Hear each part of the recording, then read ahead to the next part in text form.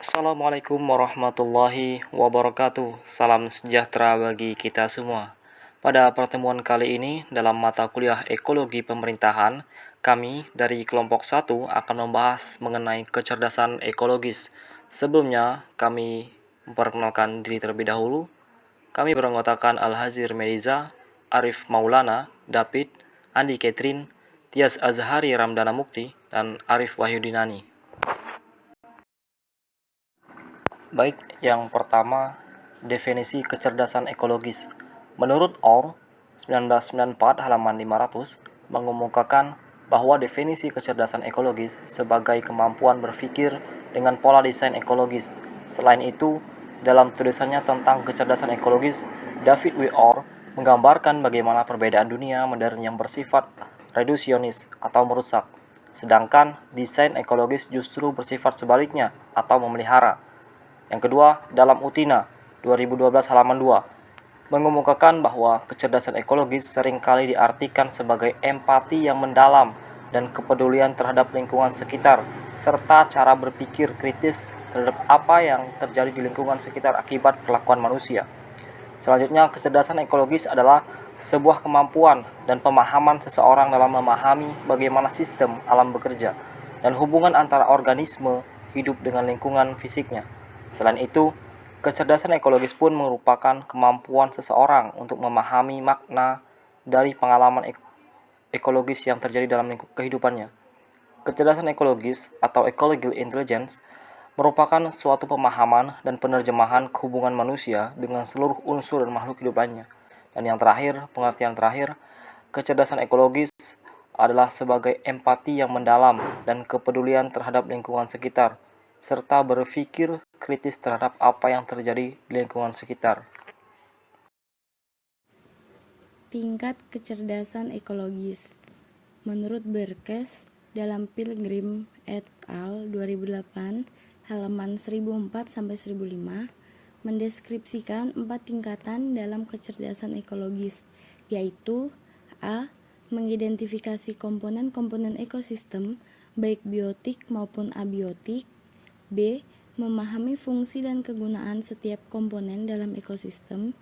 C. Memahami sistem pengelolaan alam dan lingkungan. D. Memahami dan mampu menjalankan tata nilai yang berlaku dalam sistem ekologi. Faktor atau hal yang diperlukan dalam membangun kecerdasan ekologis. Adapun 5 hal yang dikembangkan dalam membentuk dan meningkatkan kecerdasan ekologis adalah sebagai berikut. A. Mengembangkan empati untuk semua bentuk kehidupan yang mendorong siswa untuk memperluas rasa kasih sayang kepada bentuk kehidupan lainnya, dengan mengubah pola pikir yang dominan terhadap manusia dan menganggap manusia sebagai makhluk superior dibandingkan dengan makhluk lainnya. B. Mengembangkan kehidupan yang berkelanjutan dengan kemampuan kolektif untuk bekerja sama melestarikan keberlanjutan tersebut. Pemahaman akan hubungan saling ketergantungan antar manusia, hewan, tumbuhan, dan makhluk hidup lainnya, memberikan inspirasi kepada siswa untuk mempertimbangkan peran dan keterkaitan dalam komunitas siswa dalam memperkuat nilai dan hubungan-hubungan dengan berpikir dan bertindak kooperatif untuk mewujudkan ekosistem yang lebih baik. C. Mengembangkan perilaku yang selaras dengan lingkungan hidup dengan pemahaman akan waktu, ruang, dan dampaknya, menggunakan alat-alat produksi dan berbagai hal yang membentuk kehidupan manusia, perlu dipikirkan berbagai dampak dan akibatnya untuk bertindak lebih selaras dengan lingkungan hidup. D. Mengantisipasi berbagai dampak dengan perilaku yang ditimbulkan oleh manusia dan memprediksi kemungkinan yang akan terjadi. Hal utama yang dilakukan adalah memperbaiki dan meningkatkan kualitas hidup dengan mengadopsi sistem berpikir dan menerapkan prinsip kehati-hatian sebagai pedoman untuk menumbuhkan cara hidup yang lebih baik. Membangun ketahanan dengan mendukung kepastian alam dan lingkungan sosial untuk memperbaiki dari berbagai konsekuensi yang tidak diinginkan. E. Memahami bagaimana alam menopang kehidupan sangat penting bagi siswa untuk menumbuhkan masyarakat yang memperhitungkan generasi mendatang dan kehidupan yang berkelanjutan. Alam telah berhasil mendukung kehidupan di bumi selama miliaran tahun. Oleh karena itu, Dengan memahami proses bumi alam menopang kehidupan, siswa belajar strategi untuk merancang usaha manusia dalam melestarikan lingkungan hidup.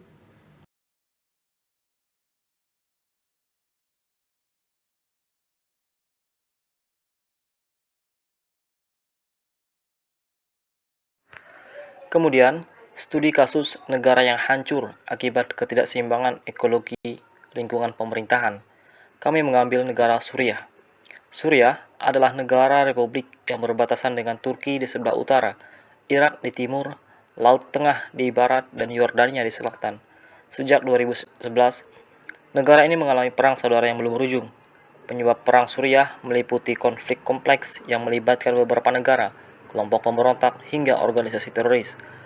Perang Suriah awalnya merupakan bentuk aksi protes masyarakat terhadap pemerintahannya, keinginan warganya untuk membentuk negara yang lebih demokratis. Adapun penyebab perang Suriah serta hubungannya dengan keseimbangan ekologi pemerintahannya.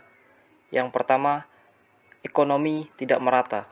Reformasi terhadap sisa-sisa sosialisme dari Partai Baath Suriah membuka pintu bagi investasi swasta, memicu ledakan konsumerisme di kalangan kelas menengah atas perkotaan.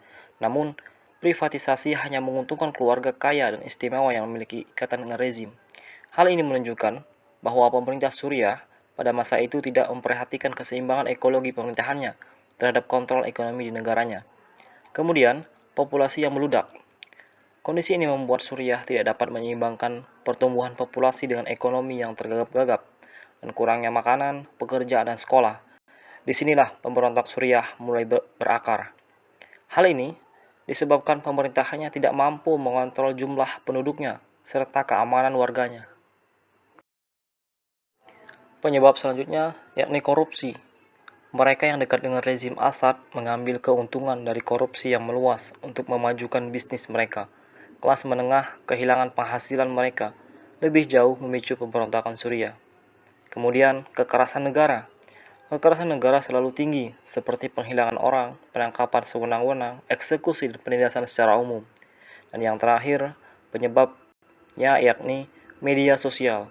Meskipun media pemerintah dikontrol dengan ketat, proliferasi TV satelit, ponsel, dan internet setelah tahun 2000 berarti bahwa setiap upaya pemerintah untuk melindungi kaum muda dari dunia luar pasti akan gagal. Penggunaan media sosial menjadi penting bagi jaringan aktivis yang mendukung pemberontakan Suriah.